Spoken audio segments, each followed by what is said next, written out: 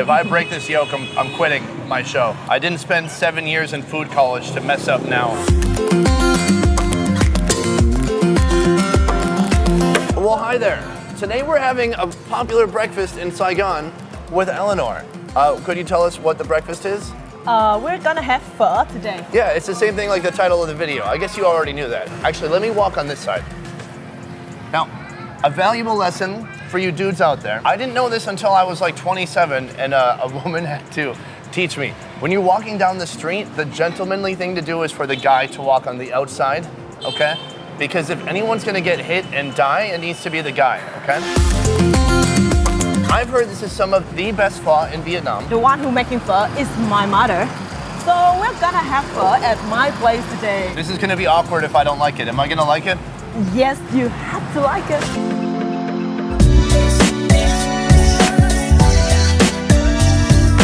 This is the most important part of the pho creation, and that is making the broth, right? Yeah, so normally we will use the beef bone, and the soup have to be cooked like 6 hours, 6 to 7 hours to make the best soup. So you're making like a bone broth, cooking the bone marrow. Yes. From the center of the bone until it becomes part of the broth, right? Yes. Together you have to put in the grilled onion, small onion, and also the grilled ginger, and as well as the cinnamon. And then you mix it together, put it in a little bag like the tea bag, and then you put it in the bronze to make the flavor. What separates the pho your mom makes from all the other places? It is the seasoning bag, and also my mom cooked the pho with love.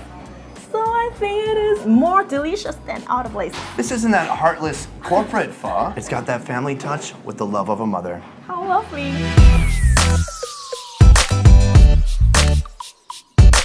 We were in the kitchen and now we're at the assembly station and we're putting together the pho ingredients with Eleanor's mom. Yes, this is my mom.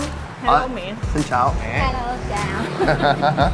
So what does the bonus deluxe mega version of pho have in it? So we have the meatball, the tendon, and also another kind of like the already cooked meat. So first of all, she's gonna warm up the bowl. I had no idea about dipping the entire bowl into hot water. It's like when you chill a glass for beer. You gotta get that bowl hot. She put a pho, which is the noodle, on the rack. And so she's preparing all the pieces of meat that's gonna be inside? Yes, and she's gonna warm it up one time before she put it in the pho. And put it all together in a bowl. Gonna put more meat. Wow, and so instantly the raw beef changes color and it kind of cooks on the outside. And now she's gonna put on the topping, which is the onion and the green onion. A little bit of pepper and boom, there we go. Can I hold it? Can I hold it in my arms? Be careful because it is super hot. Okay.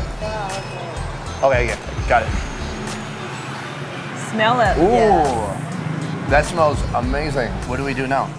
So we're gonna just bring it to the table. And then we're gonna eat it? And we're gonna eat it. Yeah! I was hoping that you didn't say throw it in the garbage. Okay, let's go eat this.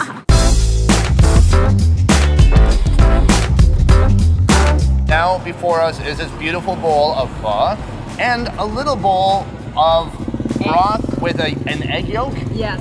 We're gonna make the sauce first. Why is there a sauce for soup? Because we're gonna need it for the meat. Okay. I had no idea about any of this. This is how we eat the pho in a proper way. This is Vung. It's a kind of special sauce. And then some chili sauce. Some chili sauce and sauté is what we call. It is a kind of dry chili. And we are gonna put a little bit of lemon juice. Mix it together so that all of the topping can be dipped in. There's a lot of fat in this. So I've heard the more fat, the better for the broth, right? Yes. And I am down with that. There are two ways to eat pho in a proper way. First of all is to eat it straight like this. Okay.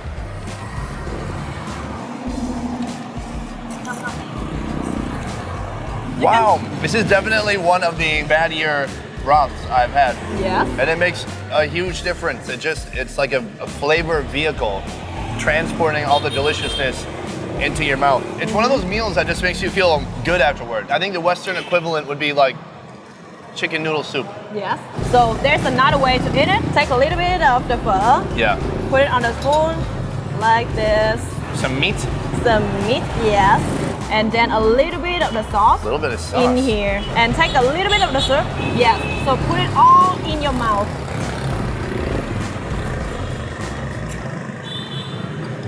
Whoa, that is outstanding. I never would have thought of trying it that way. I'm usually just like, how fast can I get this into this? But taking the little extra time, it's so worth it. What do I do with this egg yolk that's in the broth?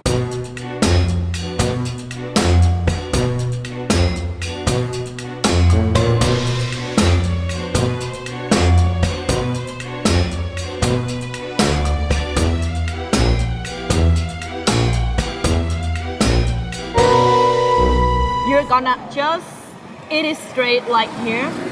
Okay. Have to be careful and not to break the yolk. If I break this yolk, I'm quitting my show. I didn't spend 7 years in food college to mess up now.